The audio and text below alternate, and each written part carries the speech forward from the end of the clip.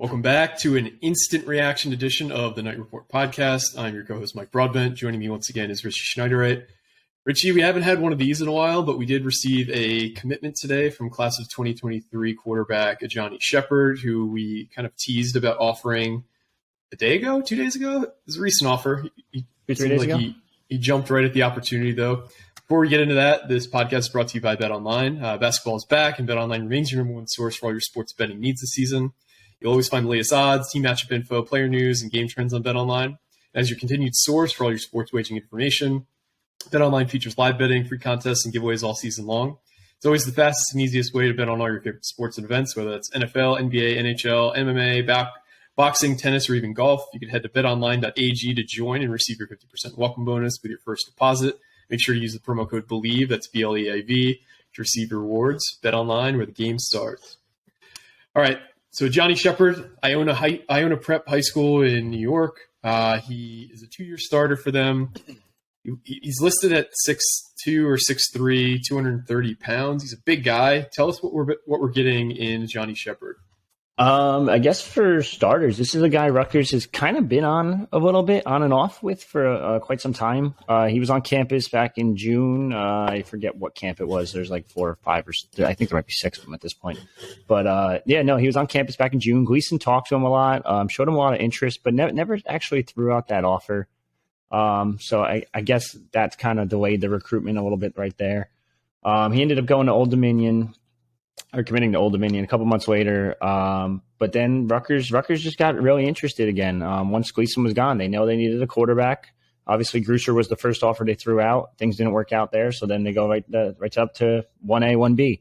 Go to Ajani Sheppard, and I think you get a pretty good one here, too, in Ajani. He's, like you said, he's 6'2", 6'3", depending on whatever site you're looking at. He's a big, bulky dude. He's what? I think he's listed at 230. Listed at like 230 pounds. Yeah, he's a big boy. He's a big boy, and he's not afraid of contact either. Just watching his tape over and over again. I know they always teach quarterbacks to slide, go out of bounds. This man just likes to run into people. I don't blame him. He's got the size to do it too. So he's an interesting quarterback. He's been working with Matt Sims for quite some time now. Obviously, Matt Sims and Nuns have a connection, but we'll get more into that a little bit later. Decent arm, pretty fast. No complaints about the kid. He seems pretty solid. I have nothing else to say. He's a true dual threat quarterback, 1,000-yard rusher, back-to-back seasons. He loves to run the ball. And I don't blame him. He's got speed for that 230 pounds. Yeah, Sheppard, he's a guy that I personally like a lot more than Jack Russer, and I'm glad we got him if we're going to take a late QB commit. I think he's a nice pickup given how late in the process this is. If you take a look at his stats, he's rushed for over 1,000 yards the past 2 seasons. So last year he had 1,041 rushing yards and 16 touchdowns. This season he had 1,291 rushing yards and 11 touchdowns. He's pretty good as a passer as well. So last year he threw for almost 2,400 yards, 71% completion percentage, 22 touchdowns, 6 interceptions. This season he threw for about the same amount of passing yards, right around 2,400 as well, 62% completion percentage, but his yards per completion jumped 3 yards from 13 to 16 this year. So that indicates he was throwing a little bit deeper of passes. He had 21 touchdowns and 6 picks.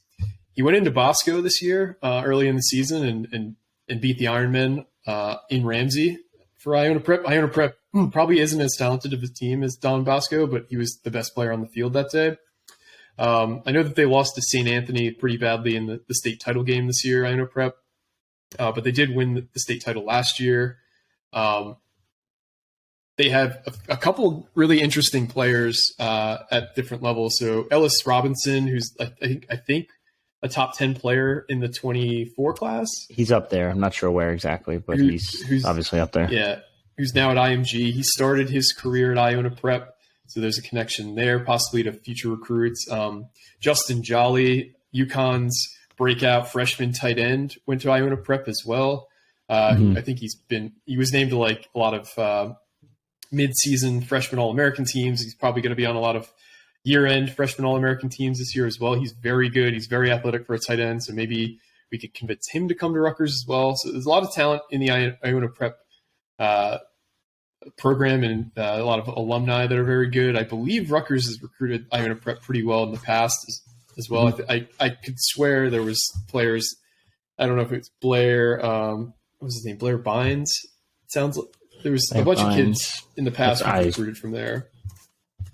I can take a look real quick. But also the other thing I wanted to mention, I know he was an Old Dominion commit, and a lot of people are like, oh, Old Dominion. Like, Old Dominion's got a pretty damn good coach. Maybe they're not this good this past season, but Ricky Rain has produced quite a few quarterbacks. And I'm not just saying that because I cover Penn State too, but he turned Trace McSorley into a pretty damn quarterback in his time in State College. I mean, I'm not saying he's the same exact quarterback as Trace McSorley, obviously completely different builds, but he knows quarterbacks, and I mean, this is a good addition. Like, this is a solid guy, and you need to get a quarterback every year. We've been stating that for God knows how long, since as much as they might have fucked up this process with quarterback recruiting, this is a nice rebound to help you out a little bit in terms of depth. And Sheppard, he comes from a football family. Both his older brothers played college football. His brother Akil played for Urbana University, and he's currently playing in the indoor football league for the Bismarck Bucks. His other older brother, Kadir, he started his career at Syracuse, ended up transferring to Ole Miss. Had 3 really good years for Ole Miss. Ended up getting invited to the NFL draft combine. I don't believe he got drafted. He was playing in the CFL last year. So he's comes from an athletic family, and you can imagine he had to be tough being the younger brother of 2 huge older brothers. So I think maybe that's where some of his toughness comes from. But I really like this commit. He kind of reminds me, and this isn't a slight at all, he kind of reminds me of like an EJ Manuel in college, where he's just this big-bodied guy, better athlete than you'd expect. He's kind of got a similar like short throwing motion. It's a bit awkward, but it gets it done. He's got a decent arm. I would say better than decent arm. I saw some infographic that he, in terms of like his fastest speed on the field this past year was 21.1 miles an hour, which is really moving for a guy his size. So I think you said he ran a 4.53 at one of the camps that he went to. 4.53 at Vanderbilt, I believe it was this summer. He's taken a couple visits too. It's not like schools weren't showing interest, like Kansas. Obviously, Panagos was the lead recruiter there, ironically. Yeah, so Kansas, Vanderbilt. Who else? I just checked his account too. There's a couple others, Power Fives, but he's a good. I mean, he's a solid prospect. I could see him getting a bump before it's all said and done. I know people are like 2-star. No, he's not. Like I don't think he's a 2-star by any means. I think he's at least a 3-star at the very minimum.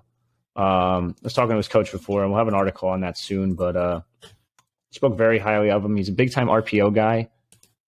So that's where it kind of gets interesting in terms of offensive coordinator a little bit. But he can kind of kill you. Back to Sheppard for now. He can kill you with both his legs and his arm. He doesn't have the ideal throwing motion, like the perfect like throwing motion that every quarterback wants or every OC wants. But it still gets there without issues. It seems like his coach actually told me he's a legit 6'3", 240. He looks it. If you watch his tape, he looks like the biggest guy on the field most of the time. So and the thing that's impressive about him, and I say he's a sneaky athlete because when he decides to start running, it like you can tell like the defensive backs don't expect to just get burned by him, but he just blows by everybody. He just. And another thing I like is sometimes he'll scramble and it looks like he's about to run, but he always keeps his eyes downfield. And sometimes you'll think he's about to run, the defense will kind of suck in and he'll hit a wide open receiver. So I do think he has a good feel for the game as well. I'm excited for this commit. I think he has the potential to be more than a career backup, which is kind of what you expect when you offer a kid this late. And that's kind of the main gripe I had with Grusser is like, what is he, like 5'11"?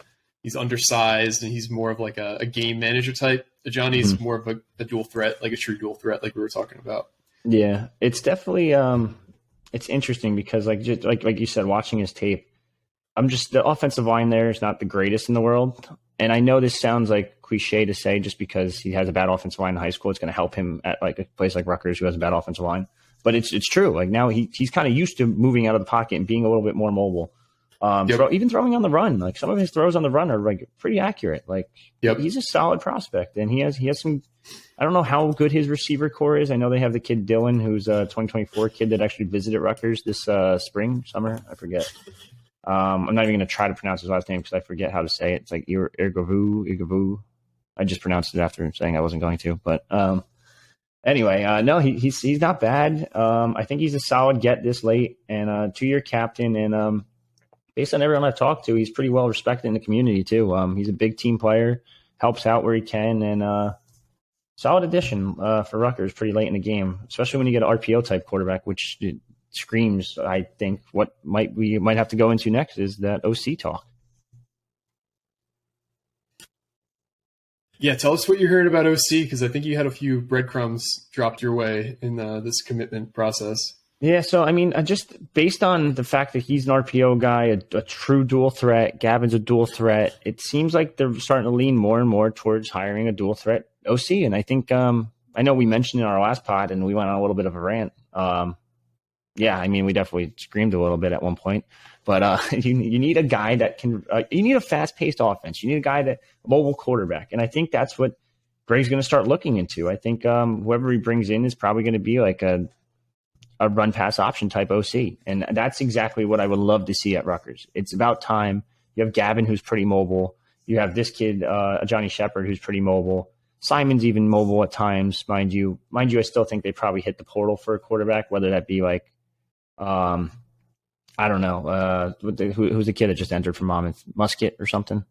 Yeah, Tony Musket just entered the portal, who Rutgers has shown interest in. One of our coaches followed him pretty much immediately. And I honestly think we need to take a transfer quarterback, and keep beating that drum. But someone that could just challenge Gavin a little bit. And even if they can't take the job, just someone that can push him, because what's the best way to get better? Competition. Put competition in the room. Yep. These guys are going to strive to be better than the other. Maybe this guy's better than Gavin that comes in. Who knows? But between the way Ajani's play style is, the way Gavin's play style is, it just seems more and more like it's leaning towards an RPO type offensive coordinator. Now, when that's going to happen, I can't tell you that. Who it's going to be, I can't tell you that either. But it does seem like this is going to be a spread offense still. And that is step number one, I think, in terms of Greg fixing this offense overall.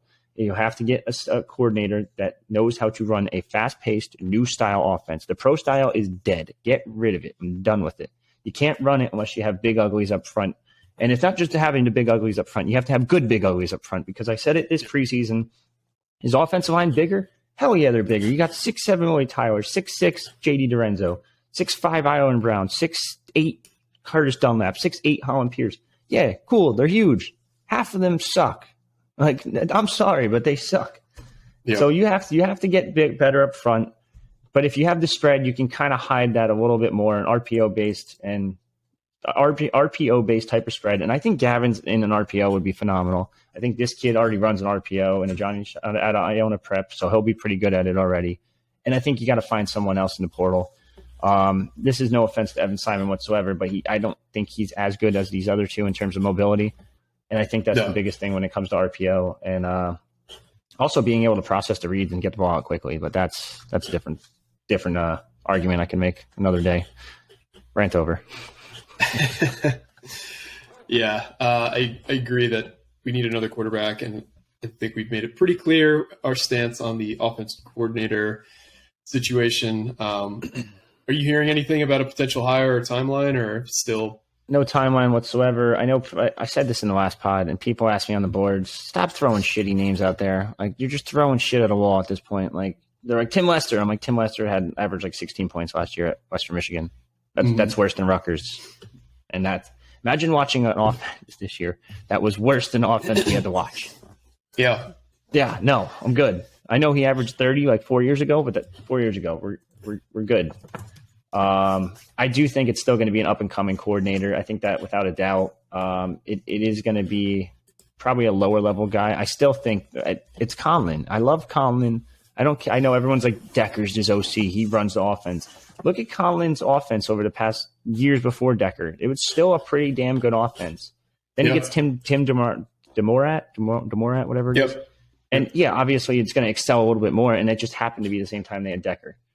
I still think Conlin's the guy. I do like Decker. I don't think he's a bad OC. I think he might even take over for him at that point as interim or maybe even full-time head coach. But yeah, I mean, I think that's the call you got to make. It's worked in the past for Moorhead to Penn State. It could work again from Conlin to Rutgers.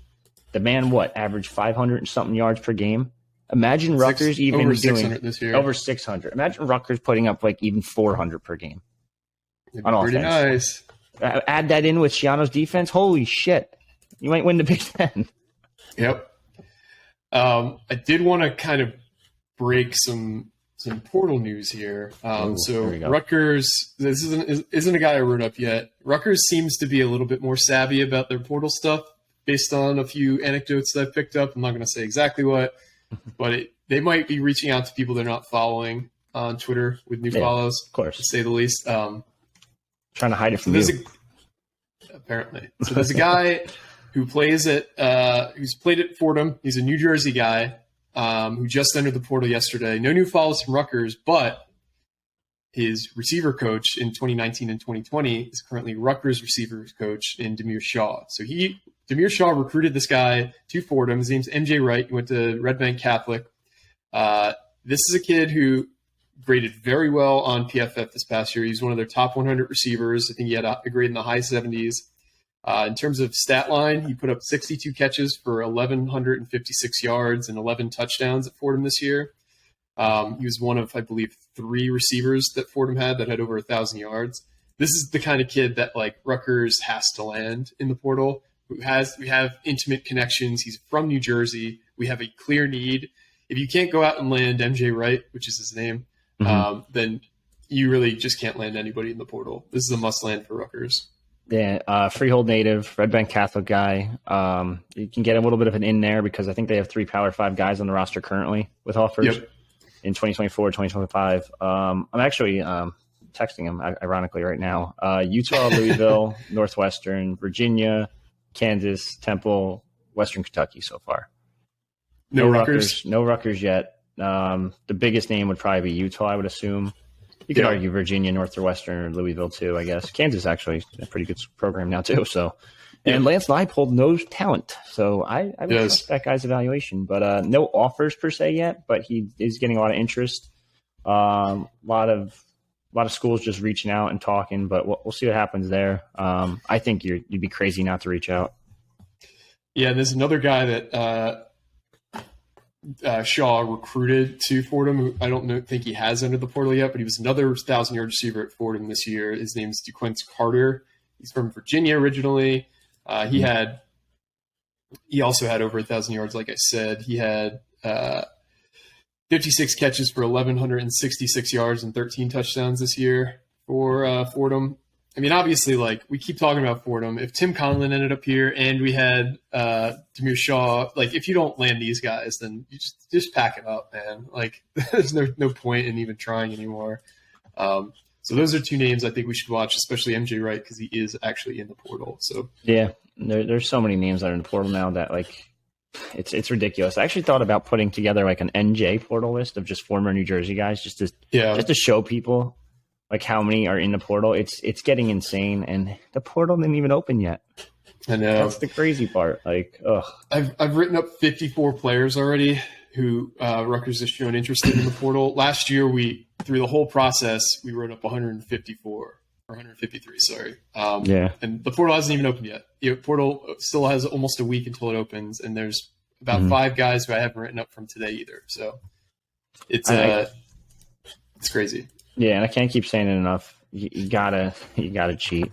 You have to cheat at this point. Tampering's not a thing anymore.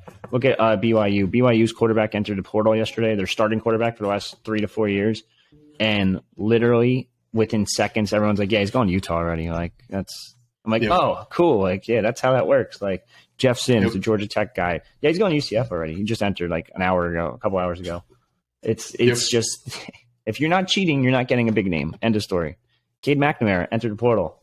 Everyone keeps saying Iowa already. It's a wrap. You have to get on these guys now. Yep. Yeah, there's no 2 ways about it. You have to be in early. So we shall see. But I don't really have anything else here. Is there anything else you wanted to touch on before we sign off? I'm going to post it on the board in a minute, but Nadir Chachiri, Virginia, I already told you guys he's taking an official visit December 17th? 16th, that weekend, 16th, 17th, 18th. That would be the weekend right before signing day. It's a good sign in terms of Rutgers probably getting him. Also, Nick Oliveira, I don't know how to pronounce it. There's like a weird I and an E type situation there. E before I, but sometimes before C, you know, that type of thing. But yeah, no, he Cincinnati commit. He's out of Jersey. I think it's Clearwater Regional, if I recall correctly. But he is a Jersey guy committed to Cincinnati. He's still committed to the Bearcats as of right now, but with Fickle leaving, kind of a lot of issues going on there with terms of recruiting. Rutgers offered him, Syracuse reoffered him, Pittsburgh reoffered him, Penn State's showing a lot of interest. I think Virginia reoffered him too. But he's going to take an official visit that weekend too. That's huge for Rutgers in terms of landing another offensive lineman. And also, we learned recently, like, this is a little tidbit. I'm not going to post on the board just to see how many people listen to the podcast first. But Will Norman, Florida commit, is starting. He's back up at Eastside. Eastside, aka Woodrow Wilson. He was at IMG for a couple years. He came back home to play his senior year high school ball. And Rutgers is sneakily pushing there a little bit, I'm told. So we'll see what happens in that regard. And that's top, top 3 kid in state? Yeah, I believe he was in the top 100 at some point. He is still in the top 100. So he's currently ranked 75th nationally. He's a verbal commit to Florida at the moment. And I say at the moment because it sounds like you're alluding to that he might not end up at Florida. I wouldn't be shocked if he took an official visit over the next few weeks to Rutgers. Very interesting nugget here, that's what we're guys. Hearing. So this also won't be in the description. So if you hear this, you are a loyal listener and you're getting some insider info here. Yeah. So with that being said, go mark this a 5-star review on every single app you could think of. Yeah, that really helps us get new subscribers, guys. So follow us on YouTube. Give us a 5-star review on your favorite podcasting platform. It really helps, and we would love you forever. But for me and for Richie, it's been another instant reaction edition of the Night Report podcast. Signing off. Go USA. Oh, yeah, go USA. Play at 2 o'clock against Iran. So Iran. Iran. Yeah. All right.